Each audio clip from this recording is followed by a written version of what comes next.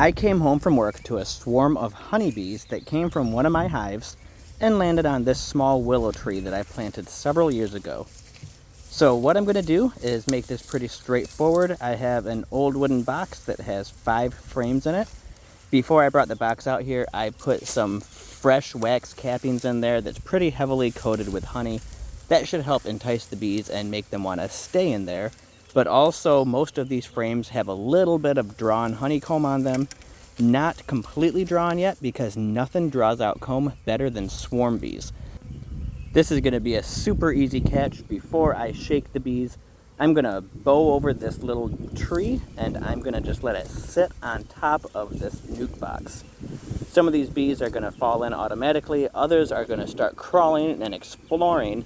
And the more bees that go in naturally on their own, the more comfortable the other bees and the queen will be once I shake this little tree off and get most of the bees in there. I let the bees sit like this for probably 8 or so minutes, and I'm going to speed up the video here so you guys can kind of see the bees moving around maybe. Maybe you can start to see some of the bees on this tree slowly walk down the tree and work their way into the hive before I come back. And I take the T-post off the tree and I give it a little shake and knock the rest of the swarm down inside. So I'm just about ready to come up and do that, and then I'll continue the video at regular pace.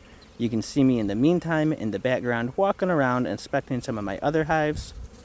And then I loop right back over here and I'm gonna shake this tree off.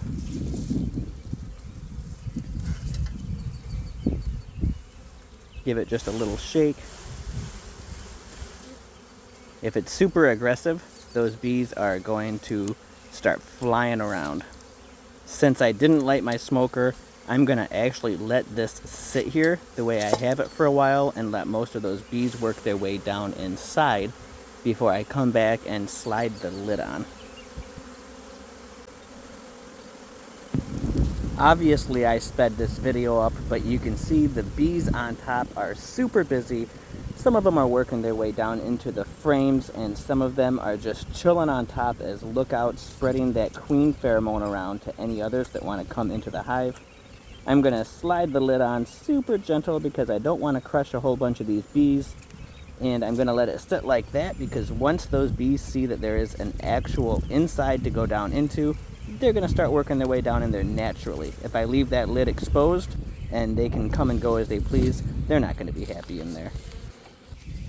Now that the bees have completely worked their way in and the lid is on, I'm going to set this nuke box right beside an empty hive that I put out, hoping it would work as a swarm trap.